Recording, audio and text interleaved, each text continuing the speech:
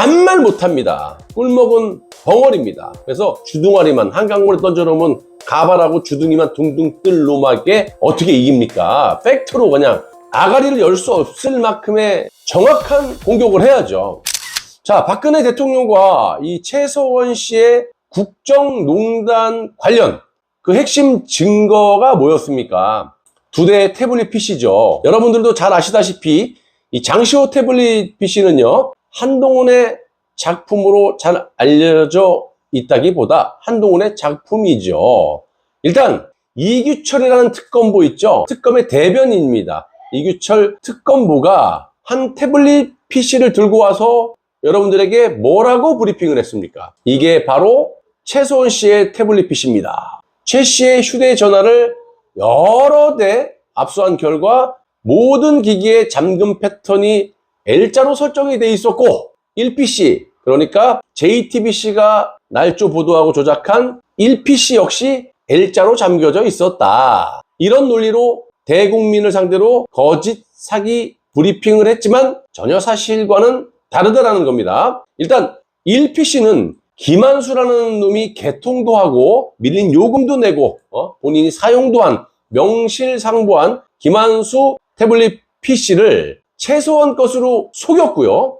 그리고 제2PC 장시호가 제출한 PC 역시 최서원 씨 것이 아닌 최서원 씨의 회계 비서 안모 씨의 기기를 가지고 와서 JTBC가 조작한 1PC의 패턴과 일치하게 조작을 한 후 L자 패턴으로 대국민 사기 브리핑을 했던 거예요.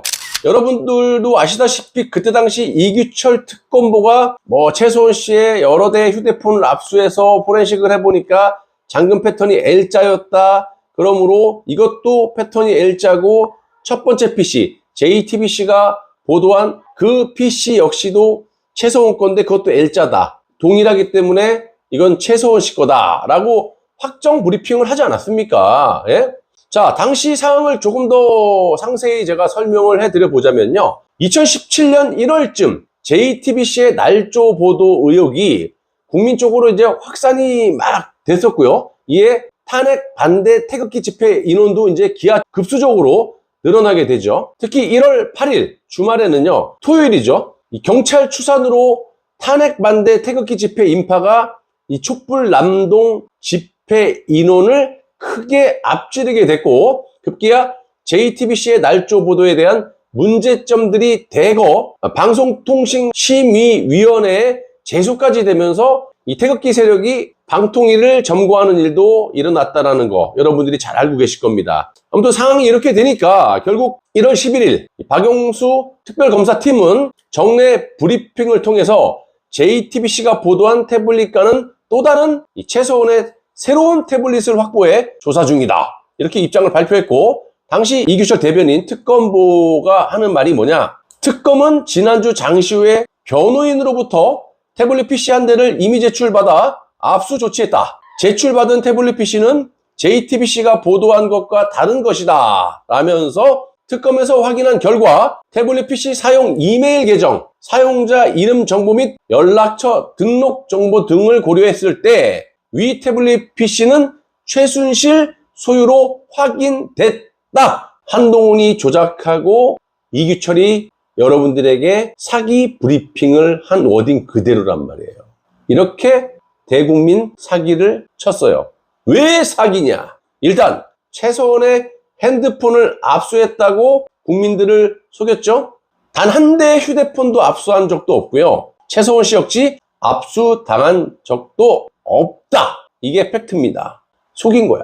하지도 않아놓고 했대. 그리고 모든 패턴이 L자였다라는 것도 싹 다 거짓말. 오랜 시간이 지금 흘러 우여곡절 끝에 법원의 판결에 따라서 이미징 파일을 확보를 했고 그 이미징 파일을 포렌식 감정을 해본 결과 조작 증거들이 쏟아져 나왔는데 오늘부터 하나하나씩 한동훈이가 어떤 조작을 했고 여러분들에게 어떤 사기를 쳤는지 말씀을 드릴 테니까 잘 들어보십시오. 그 중에서 오늘 한 가지 충격적인 사실은 JTBC 김필준이라는 기자가 무려 14만 분의 1의 확률로 한 방에 쓱 하니까 쓱 열렸대. 지 여자친구 패턴이 L자라서 혹시나 해서 쓱 하니까 열렸다. 이것도 다 싹 다 거짓말이죠. 14만 분의 1도 인정해 주는 게 당시 법원과 헌법재판소라는 거예요.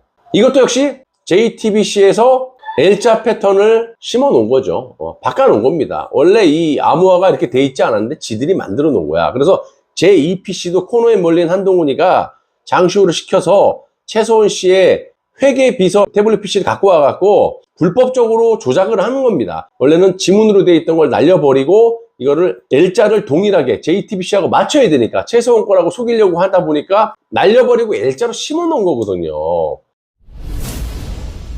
자, 그래서 아무튼 이렇게 1PC와 동일하게 패턴을 맞추기 위해서 장시호가 제출한 태블릿 PC 역시 매우 불법적인 방법, ADB라는 제가 여러 차례 방송해드렸죠. 범죄자들이 사용하는 프로그램을 이용해서 원래 지문으로 암호화가 돼 있던 것을 날려버리고 삭제해버리고 L자, JTBC가 보도한 김한수가 쓴 그 태블릿 PC와 동일한 패턴을 심은 게 바로 한동훈이 조작한 사실이라는 겁니다. 부연 설명을 좀 드려보자면 ADB라는 이 프로그램이 어떤 거냐, 이 한동훈이라는 놈이 얼마나 나쁜 놈이냐면 이 포렌식 아시죠? 지금 포렌식으로 뭐 100%는 드러나지 않았지만 여러 가지의 조작 증거들이 드러났고 그걸로 지금 판을 뒤집고 있는데, ADB라는 프로그램을 먼저 심어요. 프로그램을 컴퓨터에 심어 놓고 이거를 조작할 장시호가 갖고 온 최소원 씨 것이 아닌 최소원 씨의 회계비서 암호 태블릿 PC를 갖고 와서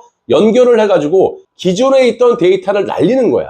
얘네들이 말한 무슨 이름, 연락처, 뭐 정보, 이거 다 안모 씨 거예요. 최소원 씨 게 아니라 회계비서 안모 씨의 전화번호, 이메일, 나중에 또 디테일하게 말씀드리겠지만 뭐 제 영상에도 있고, 이거를 불법적인 프로그램을 심어갖고 날리고 최소원 씨의 정보를 집어넣는 거지. 쉽게 얘기하면 날릴 거 날리고 지들이 원하는 정보를 집어넣는 거예요.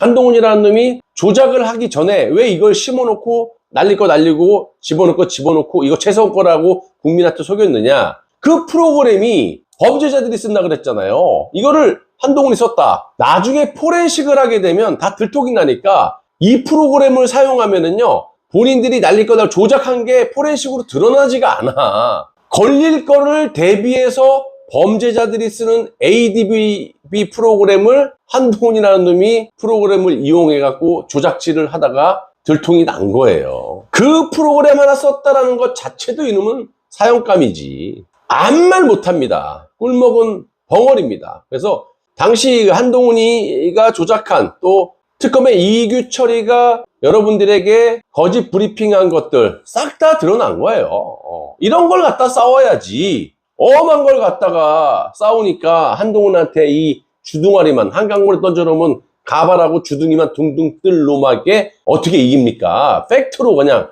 아가리를 열 수 없을 만큼의 정확한 공격을 해야죠.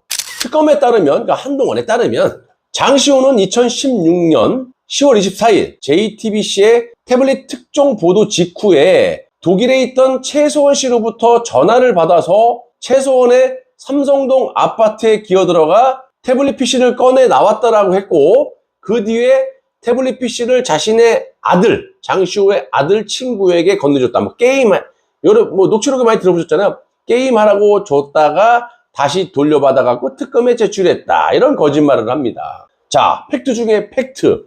너무 광범위하지만 간단 명료하게 이 말도 한동훈이 특검이 다 거짓말, 장시호도 거짓말했다라는 게 법원의 판결문으로 나옵니다. 그래서 판결문 내용 일부를 좀 말씀드려보자면 다음과 같습니다. 장시호의 위 진술에 의하더라도 이러한 정황 증거를 비춰볼 때 앞서 본 장시호의 수사기관, 그러니까 뭐 특검, 한동훈, 김영철, 황백신 이런 놈들이겠죠? 수사기관 및 법정 진술은 모두 거짓 진술임이 분명하므로 그 진술 내용을 특히 신빙할 수 없게 되었다. 오히려 장시호의 수사기관 및 법정 진술은 객관적인 정황과도 일치하지 않고 일부 거짓 진술이 포함되어 있으므로 이 사건 압수물, 즉 태블릿 PC의 취득 경위에 관한 장시호의 진술 부분 역시 언급의 정확한 취지 등등등등등 쭉 나와 있는데, 뭐 생략하고 법원에서는 특검 니네들,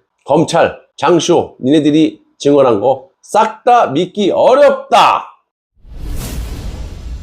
실제로요, 이 건으로 장시호가 태블릿 PC를 갖고 왔다는 CCTV를 제출해라 그러는데 한동훈이 제출을 못해요. 몇 년 동안 질질 끌다가 법원에서 야 빨리 제출해. 원래 법원의 말도 들어먹지도 않지. 근데 그 장시호가 최소원 씨의 지령을 받아서 태블릿 PC를 들고 나왔다는 장면이 찍힌 CCTV 사진을 제출했는데 이게 사람인지 무슨 박스인지 뭐 외계인인지 이 사람으로도 볼 수 없을 만큼 무슨 형태도 알아보지 못한 시커먼 무슨 그런 걸 제출한 거야. 그러니까 판사가 벙쪄가지고 사람이에요? 장시호예요? 이럴 정도로 한동훈이가 법치를 갖다가 유린하고 짓밟고 우습게 보고 국민들을 개돼지 바퀴벌레 취급을 해왔고 지금도 하고 있다라는 겁니다. 보수를 그렇게 괴멸시키고 거의 뭐 우리 우파의 상징과 같은 지도자 박정희 대통령의 따님인 박근혜 대통령을